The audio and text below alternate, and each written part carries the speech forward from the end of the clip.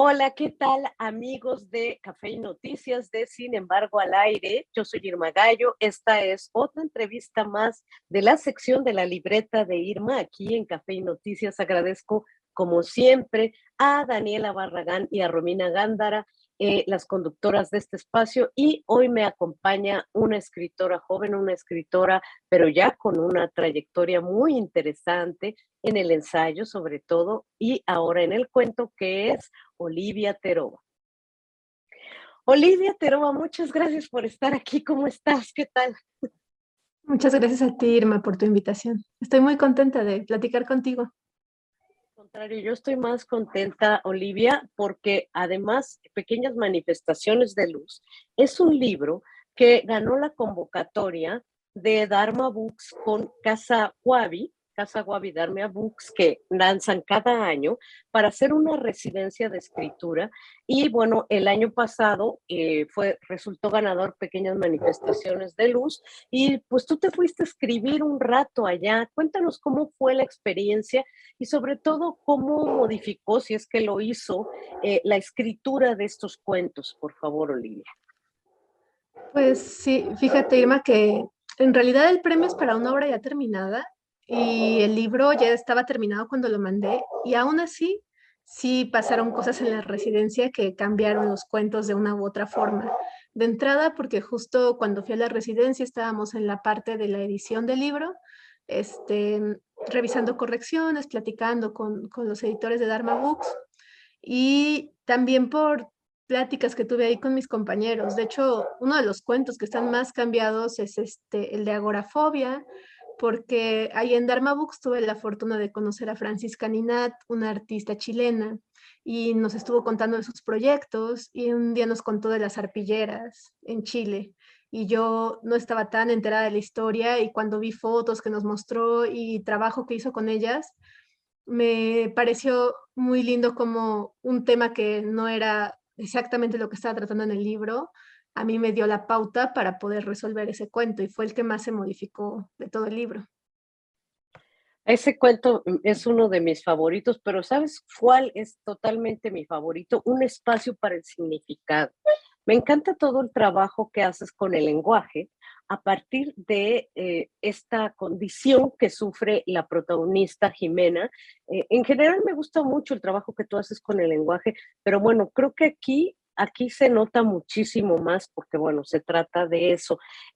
¿Cómo te planteaste tú la escritura de este cuento, de un espacio para el significado? En realidad ese cuento ya tiene varios años, yo creo que como 5 años de trabajo y fue un punto donde yo llevaba mucho tiempo escribiendo, o sea, digamos 2 años en los que estaba metida en un programa de escritura y era escritura casi diaria, ¿no? Y muy constante. Entonces llegó un punto donde estaba como en ese dicho que dicen que si dices muchas veces la palabra árbol ya luego no significa nada. Yo también ya estaba así muy, muy agobiada con las palabras, con tratar de que dijeran lo que yo quería decir y esa frustración que tienes también muchas veces cuando empiezas, que quieres que salgan las cosas rápido y que salgan como tú quieres. Entonces, había mucho de eso en la cabeza en ese momento. Y después también leí uno de los libros de Oliver Sacks donde hablaba de este padecimiento, que yo también ya lo había leído antes en la carrera en lingüística, porque es algo de lo que se habla mucho en la lingüística cuando platicamos de cómo se va construyendo el lenguaje y cómo algo que está muy aprendido por alguna pequeña lesión se puede olvidar por completo, ¿no? Entonces yo tenía como estas dos ideas y es muy curioso que me preguntes porque al principio, otra cosa que afectó es que estaba leyendo Anne Carson y leí Autobiografía de Rojo, entonces al principio era un cuento en verso y fue una cosa así, era una locura ese texto, todavía un tanto desarticulada, pero sí me interesaba mucho que la historia fuera, que la forma tomara se adaptara al contenido, ¿no? Que tanto como se viera en la protagonista, cómo se está perdiendo el lenguaje y al mismo tiempo perdiendo, pero tratando de recuperar algunas palabras o de sostenerse, que eso se viera en la misma prosa y en la manera de describir. Y pues sí, pasó por muchísimas versiones de ese texto hasta que quedó de esta forma. Oye, en general los personajes que cruzan por estos cuentos, sobre todo los personajes femeninos, los veo yo como en algún sentido un poco solitarios, un poco que están buscando algo que no encuentran. Estoy hablando concretamente del fin del mundo y el inicio, ¿no? Y de cómo Valeria va literalmente al fin del mundo en busca de su padre, pero ni siquiera es algo que ella quiere hacer, sino fue por esta petición que le hace su abuela o por este, pues sí, por de alguna manera cumplir este deseo de la abuela, ¿no? Pero esta búsqueda está, la veo en muchos de los personajes. También la veo esta búsqueda de los personajes en esta, pues en esta chica justamente Jimena, que antes de que sufre el accidente y todo esto, creo que siente que el mundo, y lo dice en una frase, el mundo no es un lugar prácticamente acogedor. No sé si estoy en lo correcto, pero siento que hay como esta especie, digamos, de anhelo constante. ¿Es correcta mi apreciación, Olivia? Sí, por supuesto. De hecho, hay muchas protagonistas mujeres buscando y a veces tengo yo la impresión que encuentran lo que están buscando sin darse cuenta. O sea, y eso es algo que a mí me interesa mucho explorar en el sentido del cuento pensado de forma tradicional, ¿no? Que se supone que uno llega al clímax y luego es el desenlace. Y aquí el clímax a veces está desplazado. O sea, a veces estos hallazgos podrían ocurrir más adelante, ¿no? Y a mí me interesa mucho ese tipo de reflexiones respecto a la vida propia, ¿no? O sea, a veces una se queda pensando, a mí me pasa que pienso en retrospectiva, claro, ese viaje fue el que me cambió o esa charla fue la que me hizo pensar, pero no te das cuenta en ese momento. Entonces, son personajes que están buscando constantemente, que están pidiéndole respuestas al mundo y quizá las respuestas ya están ahí, o quizá están dentro de ellas mismas, o quizá ellas solas llegan a una especie de respuesta, pero no es algo que lo vivan muy conscientemente. Y la insatisfacción en ciertos personajes también es súper interesante. Por ejemplo, en un sitio a donde ir, ¿no? Erika y digamos, esta relación en la que está como no muy convencida, y en cambio, pues el amor que realmente, o la atracción, no sé cómo decirle, pues sí, el amor, la atracción, en esta relación que está ya hasta comprometida para casarse, y en cambio, esta otra relación con una chica, no recuerdo el nombre y estoy buscándolo porque lo leí el fin de semana apenas, pero de repente se me va la onda. Bueno, está en esta relación amorosa con esta chica, que ella la siente como amorosa, pero que se ve interrumpida por un acontecimiento pues muy violento que sucede en un viaje, ¿no? Eh, ¿Te interesa también este tema, digamos, de lo complicado que pueden ser de repente las relaciones amorosas y lo que uno espera, sobre todo lo que se espera de una mujer en cierta relación? Claro, y creo que tiene también que ver con lo que estábamos platicando antes, que de pronto están estas búsquedas como de esperar a que algo afuera nos diga qué hacer o que algo afuera nos dé una solución y muchas veces lo más complicado es entenderse una misma y entender qué es lo que queremos, porque en el caso de mis personajes, pues sí, la mayoría son mujeres, aunque yo creo que también le ocurre a los hombres, ¿no? Están toda esta serie de estereotipos, de expectativas hacia cierto género, hacia cierta edad, de qué deberíamos hacer o dónde deberíamos estar. Y de pronto pues nuestra vida no se fue dando de esa manera, o sea, viene desde las relaciones hasta otro de los cuentos donde hay una chica que no tiene trabajo, ¿no? Y ella debería tener un trabajo y ella piensa que debería ser de cierta forma. Y me gusta contrastar esta insatisfacción con esas expectativas y también pensar, bueno, pero ¿qué es lo que quieren los personajes, no? Y muchas veces podrían toparse con esos deseos y tal vez negarlos, tal vez desplazarlos o finalmente asumirlos, y es lo que yo creo que pasa precisamente en ese cuento, este, en el de un sitio donde ir. Sí, Sí, un sitio, un lugar a donde ir, ¿no? sí, Y sí, sí, sí. también el tema, me llama la atención que en de los cuentos, en dos personajes distintos, está el dibujo. En el de todo empieza con una línea, la protagonista dibuja, le gusta dibujar, es dibujante.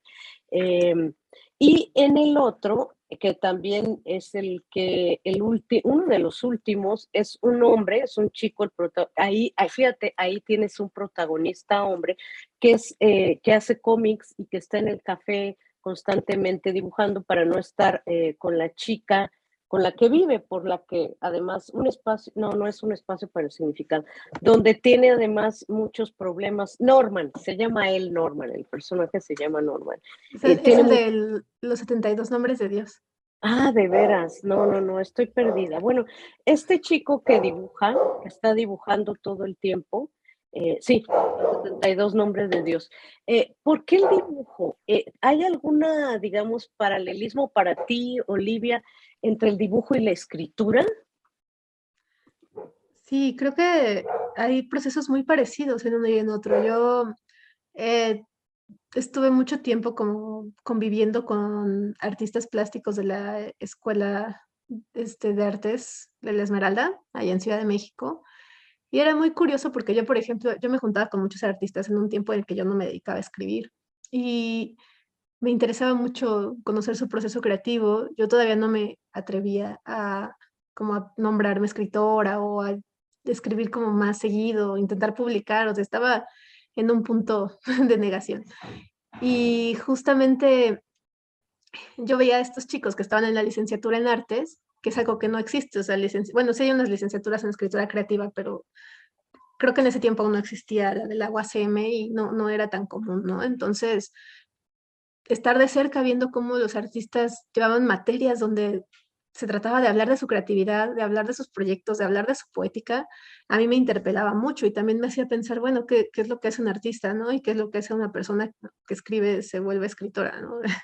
Y creo que hay tanto en el sentido de lo conceptual, de cómo pensar una pieza, cómo pensar una exposición, cómo pensar un dibujo, creo que ahí hay mucha cercanía y también en un sentido más técnico, ¿no? Simplemente el hecho de estar plasmando ciertas imágenes que están en tu cabeza, e irlas pasando a la parte plástica o irlas pasando, o irlas volviendo lenguaje, volviendo escritura, creo que son procesos, tienen sus diferencias, pero sí hay algo que los une y eso me parece muy, pues muy interesante de explorar. Casi se nos acaba el tiempo. Uno de tus libros, pero hay algo que te quiero preguntar, porque uno de tus libros más exitosos pues fue Un lugar seguro, ¿no? Creo que ese libro se sigue tomando como referencia para muchas discusiones que tienen que ver con el feminismo, con la mujer, con los espacios seguros, literalmente, y que podemos crear y en donde podemos estar las mujeres. Eh, ¿Hay algo de ello, hay algo de esa escritura ensayística en tus personajes femeninos de pequeñas manifestaciones de luz? Sí, yo creo que sí, en algunas más que en otras, pero por ejemplo el de A mi abuela lo mató el humo es un tono muy Ajá. parecido. De hecho, también ahí es bien peculiar cuando te mueves entre distintos géneros porque tienes que esforzarte porque tus cuentos sí cierren como cuentos y tus ensayos así. Ujú. Es muy linda la interacción entre ambos y creo que se pueden usar herramientas de un género en otro, pero sí implica pensar mucho en la intención. Y no obstante, creo que sí, varios de los cuentos tienen ese tipo de reflexiones que surgen de una cotidianidad y empiezan a Mm. cuestionarla. Y en Respirar bajo el agua, que es tu libro anterior que publicaste con Paraíso Perdido, tú ahí también encuentras, bueno, creo que ahí tal vez más, ¿no? Como más vasos comunicantes con Un lugar seguro, ¿o cómo ves? Tal vez sí porque están más cercanos en tiempo y Ajá. y siempre he explorado mucho la primera persona, entonces creo que hay ciertas veces que la voz no tiene mecanismos similares, ¿no? Los monólogos interiores, los flujos de conciencia me interesa bastante explorarlos y, por ejemplo, en Un lugar seguro en algunos puntos ya pone casi poético, o sea, entre el Ujú. discurrir de la conciencia, hablar de información, hablar de autores, citar, y hay un punto donde ya es pura introspección y creo que eso también ocurre en mis cuentos. Porque aquí hay mucho narrador omnisciente, ¿verdad, Olivia? Aquí hay muchísimo narrador omnisciente. Claro, y justo también fue un poco tratar salir de la zona de confort de la primera persona, que es un ir y venir, porque realmente yo cuando empecé a escribir este texto dije, no, quiero usar más la tercera, y de pronto me di cuenta que la primera persona da para muchísimo, no sé, al final creo que cada historia te va pidiendo el tipo de narrador que le vas a poner y eso es súper interesante estarse metiendo y pensar cuál es la mejor forma de contarla. Pues yo te agradezco muchísimo esta entrevista, Olivia Terova. Muchísimas gracias por haber estado aquí. Y bueno, pues enhorabuena con Pequeñas Manifestaciones de Luz. Ojalá que tenga muchísima vida más. Muchas gracias. Muchas gracias a ti, Irma. Chao. Bye. Chao.